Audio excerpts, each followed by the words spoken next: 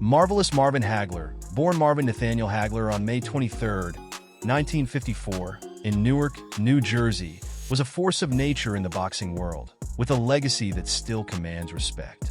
Raised by his mother, Ida Mae, alongside 5 siblings, Hagler's early life was far from glamorous.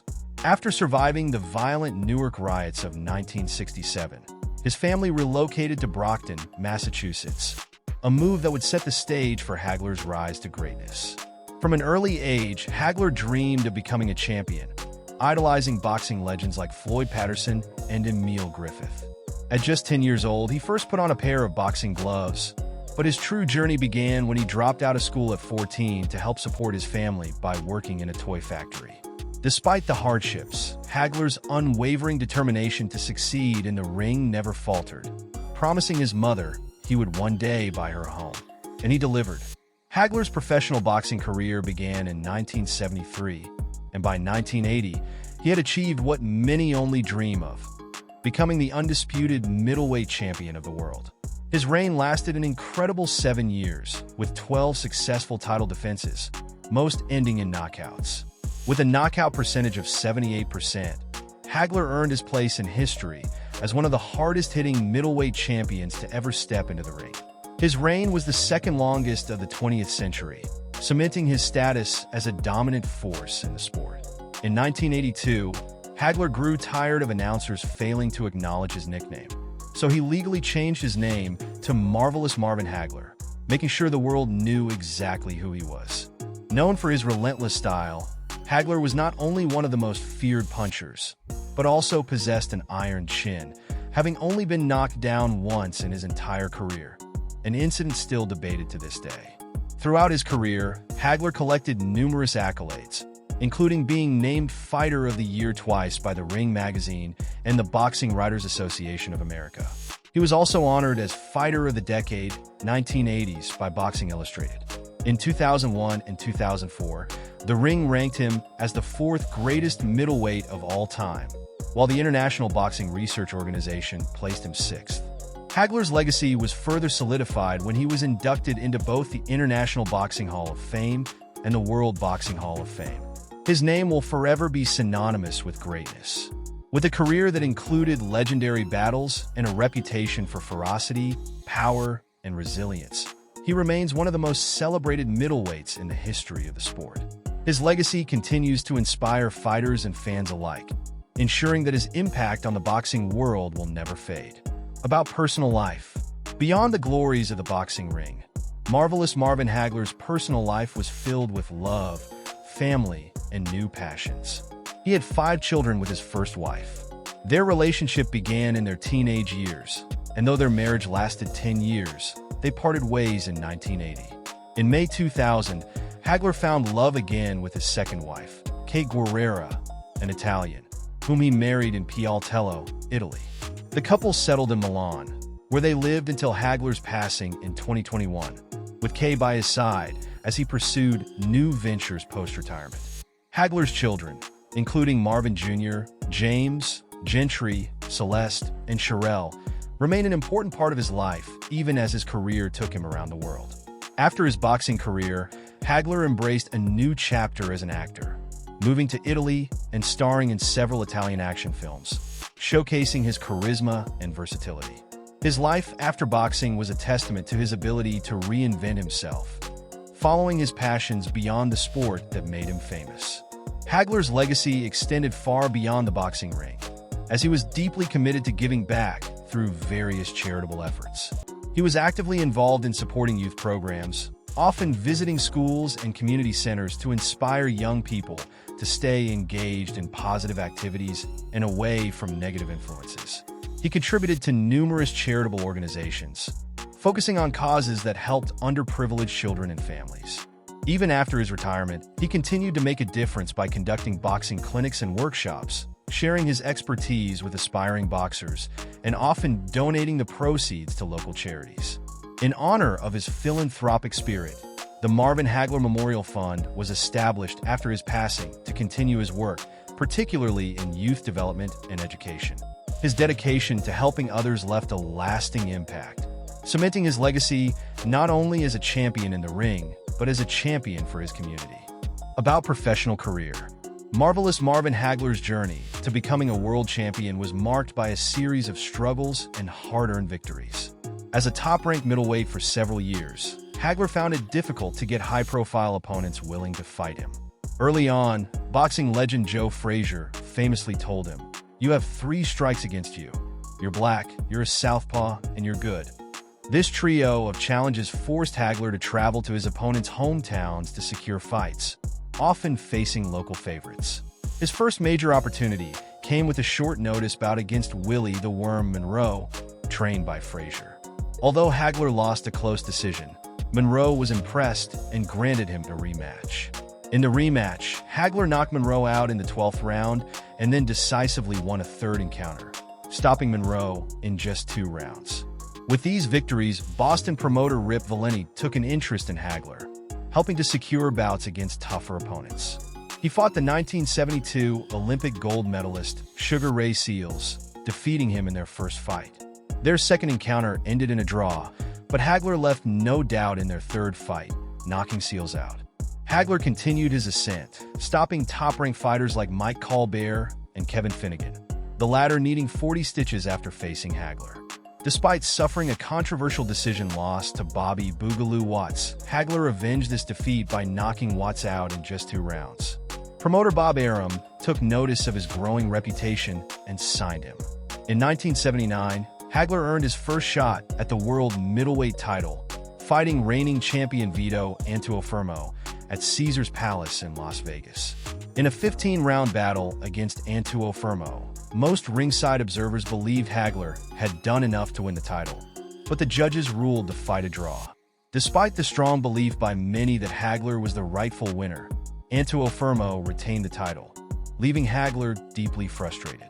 This result marked a pivotal moment in Hagler's career, but it only fueled his determination to claim the championship. After Antuofermo lost the title to British boxer Alan Minter, he got his second chance at the crown in 1980. Traveling to Wembley Arena in London, Hagler faced a hostile crowd, further incensed by Minter's racially charged remark, "No black man is going to take my title." Minter later clarified that he was specifically referring to that black man, but the damage was done. In the fight, Hagler dominated from the opening bell, opening multiple cuts on Minter's face. The fight was stopped in the 3rd round due to the severity of Minter's injuries. A riot broke out among the British crowd, forcing Hagler and his team to be escorted from the arena under a barrage of bottles and debris. After 7 years and 50 fights, Hagler was finally crowned the world middleweight champion. Once he became champion, he proved to be a dominant force, defending his title frequently. In 1981, he knocked out future world champion Fulgencio Abelmejias of Venezuela in 8 rounds and stopped Antuofermo in a rematch, this time via TKO in just 4 rounds. Hagler's popularity soared, especially in Boston, where he defended his title. He faced a series of tough challengers, including the Syrian-born Mustafa Hamsho, who resisted for 11 rounds before being stopped. Next, Hagler demolished Michigan's William Caveman Lee in 1 round. In a rematch against Abelmejias, this time in Italy, he knocked him out in 5 rounds. British champion Tony Sibson also fell to Hagler's power, lasting 6 rounds in a spirited contest. Another challenger, Wilfred Cyprian, was dispatched in 4 rounds, solidifying Hagler's reputation as a formidable champion. On November 10, 1983, Hagler faced the legendary Roberto Durán, the reigning WBA light middleweight champion, who moved up in weight to challenge for Hagler's title. In a hard-fought 15-round contest, Duran became the first challenger to last the distance with Hagler in a championship fight. After 13 rounds, Duran was ahead on 2 scorecards, but Hagler's late surge secured him the unanimous decision victory. Despite swelling and a cut on his left eye, Hagler powered through the final rounds to retain his middleweight title. Next up was Argentina's Juan Roldan, who became the only fighter officially credited with knocking Hagler down, though Hagler protested that he had been pushed to the canvas. Hagler dominated the fight, cutting Roldan's left eye and ultimately stopping him in the 10th round. Hamsho was given a rematch, but Hagler dispatched him even more quickly this time, stopping him in just 3 rounds. Ham shows multiple headbutts only incited Hagler's fury, leading to a brutal stoppage. On April 15, 1985, he faced Thomas the Hitman Hearns in one of the most iconic bouts in boxing history, famously dubbed the War. From the opening bell, the two fighters engaged in a ferocious exchange. In the first round, Hearns landed a devastating right hand, but Hagler absorbed it and relentlessly pressed forward. The pace remained furious in the second round, despite Hagler suffering a cut on his head. Hearns, dealing with a broken right hand, began to lose mobility by the end of the round. In the third round, with blood streaming from Hagler's head, the fight was paused for the ringside doctor to examine the cut. The fight was allowed to continue, and Hagler quickly capitalized, landing a powerful overhand right that sent Hearns to the canvas. Though Hearns beat the count, the referee stopped the fight as Hearns collapsed into his arms. The bout lasted just 8 minutes and 1 second, but it was heralded as a classic. Hagler retained his title, and the fight was later named Fight of the Year by the Ring magazine. His next defense came against John Mugabi, an undefeated Olympic silver medalist with a perfect record of 26 wins, all by knockout. The fight took place on March 10, 1986, and it turned into a brutal contest. Hagler ultimately stopped Mugabi in the 11th round, but signs of wear and tear began to show. Observers noted that Hagler appeared slower and easier to hit, leading many to speculate that he was nearing the end of his career. Hagler's final and most controversial fight came on April 6, 1987, against Sugar Ray Leonard, who was returning to the ring after a 3-year retirement. Leonard, in securing the fight, negotiated crucial conditions: a 12-round fight instead of the traditional 15, a larger 22 by 22-foot ring, and 10-ounce gloves. Hagler, a natural southpaw, surprised many by starting the fight in an orthodox stance. Leonard, known for his speed, won the early rounds by boxing smartly and staying out of Hagler's range. As the fight wore on, Hagler switched to his southpaw stance and began to close the gap, particularly in rounds 5 through 8. The 9th round was especially thrilling, with both fighters exchanging blows in one of the most action-packed moments of the fight. In the end, Leonard's flurries and ring generalship won over the judges. Leonard was awarded a split-decision victory, a result that remains hotly debated to this day. Many felt that Hagler's aggression and body shots should have earned him the win, but Leonard's strategy of landing flashy punches and moving away appeared to sway the judges. After the controversial loss, Hagler requested a rematch, but Leonard retired again, dashing hopes for another fight. 14 months later, Hagler retired from boxing, stating that he was tired of waiting for Leonard.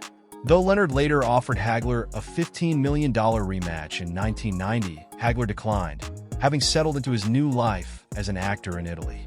His final record stands at 62 wins, 52 by knockout, 3 losses, and 2 draws.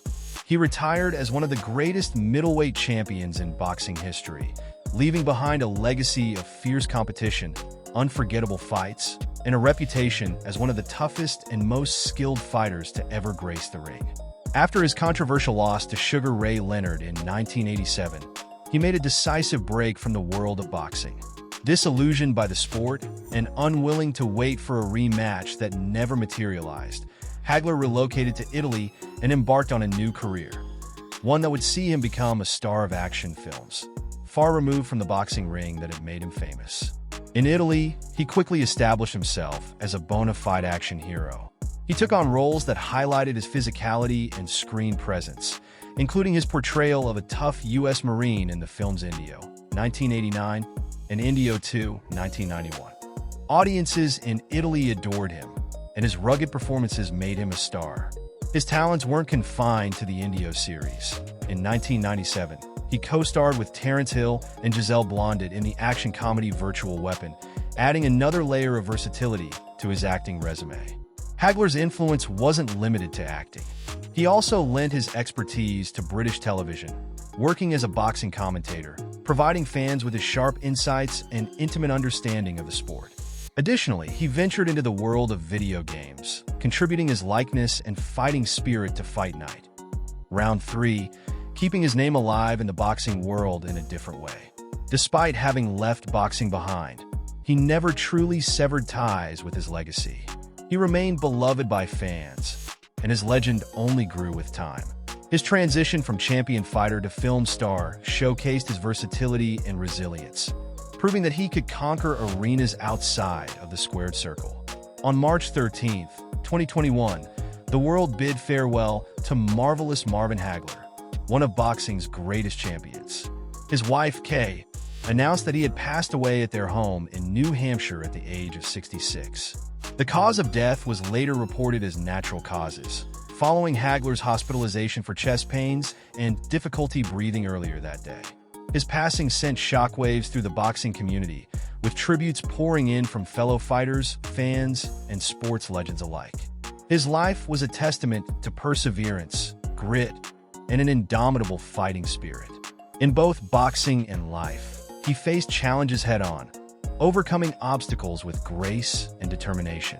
Though he left the ring decades ago, his legacy as one of the most fearsome and respected middleweight champions in history endures, ensuring that the Marvelous One will never be forgotten. Thank you for watching. Don't miss our fascinating biography of Joe Louis and other legendary boxers.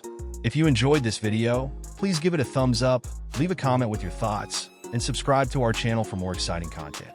Stay tuned for more boxing stories.